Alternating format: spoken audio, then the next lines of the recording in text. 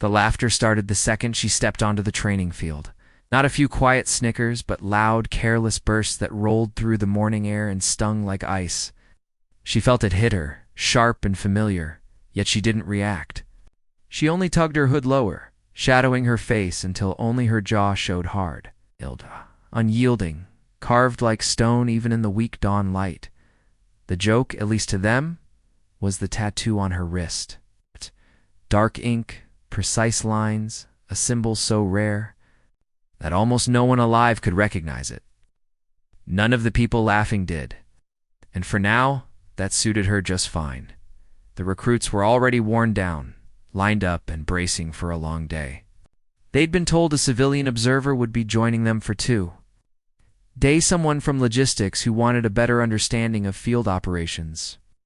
So when she arrived with her hood up, hands buried in her pockets, boots caked with dried mud as if she'd trekked miles through forests before sunrise, no one bought the explanation. She didn't look like logistics. She didn't look like she belonged anywhere near a base. And the tattoo quickly became the punchline of the morning. It looks like a street artist messed that up, someone said loudly. Is it a shark? Or lizard? Another added. More like a kid drew it. A third joked. And laughter exploded again. Her fingers twitched once, then went still. She'd endured far worse than this. What they didn't know, what they couldn't imagine, was that the symbol wasn't decoration.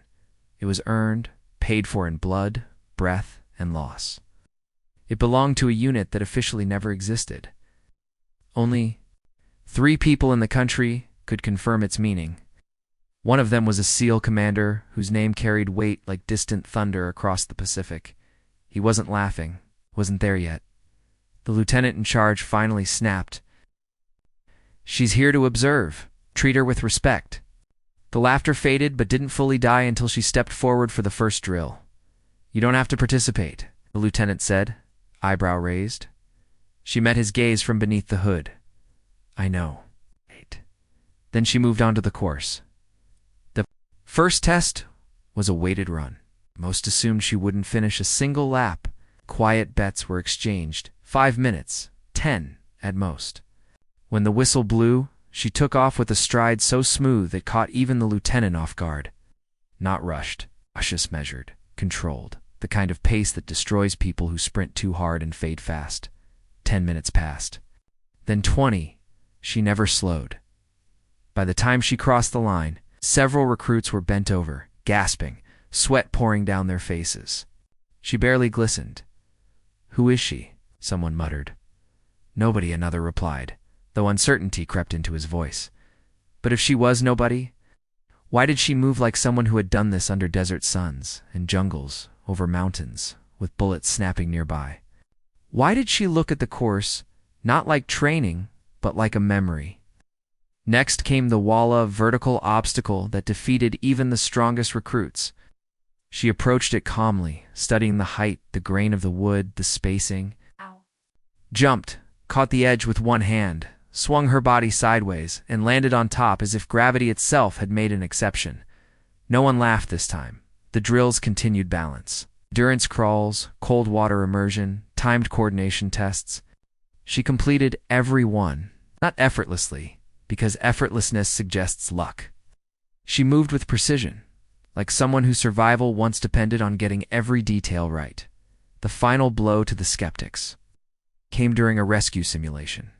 She was paired with a man nearly twice her size and ordered to carry him across jagged ground. He chuckled. This is ridiculous. No offense, but you can't lift me.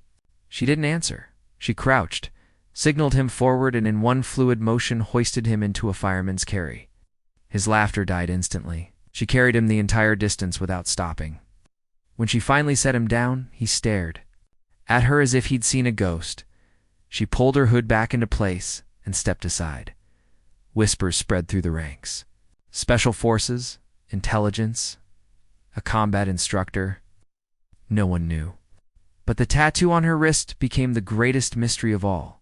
During a water break, the lieutenant finally asked, "Where did you learn to do all this?" She took a slow drink. Her eyes were sharp beneath the hood. Experience.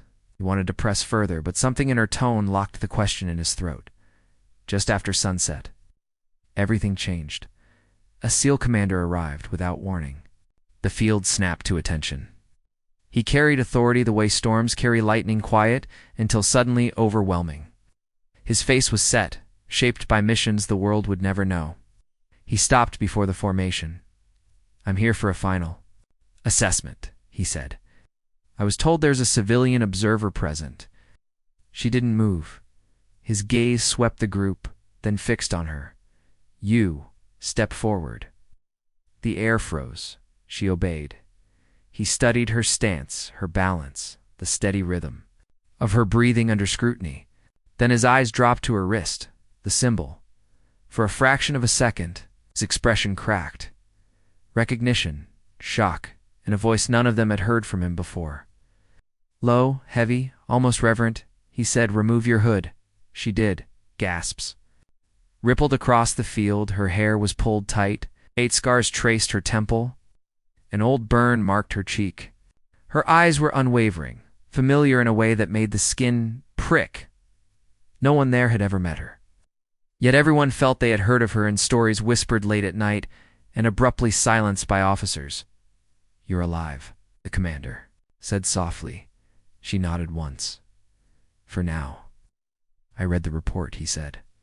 "They said no one survived. They said many things." The silence was absolute. "Why are you here?" he asked. She inhaled, a breath heavy with years. "If the next generation still has what it takes." Murmurs stirred, cut short by the commander's raised hand. "The world doesn't need more people who can just shoot fast or run hard," she continued. "It needs those who keep going after they've lost everything. Those who don't break. When the mission breaks them first." Her eyes moved across the recruits. "Today you laughed at what you didn't understand.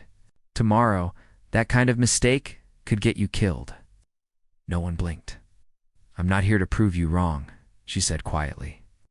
"I'm here to see if you can prove yourselves right." The commander swallowed. "Your team honored you. Your symbol is still in our records." "Symbols don't matter," she replied. "Actions do." She stepped back. "Permission to leave." He nodded immediately. She walked away, steady and silent. No one spoke until she was nearly gone. "Who was she?" the lieutenant finally asked. The commander stared after her. "Someone who shouldn't be alive, and someone who changed more missions than anyone here ever will." That night, no one slept well. The lesson stayed. Strength doesn't always wear rank. Experience doesn't ask for applause. And real heroes don't announce themselves. Sometimes, they arrive quietly, endure ridicule, and teach more through silence than others ever could with words. The tattoo became legend, not because of the ink, but because of the life behind it. A story she carried alone and chose never to tell. But the message she left behind echoed long after she vanished into the trees beyond the base. Respect the battles you cannot see. Respect hidden scars.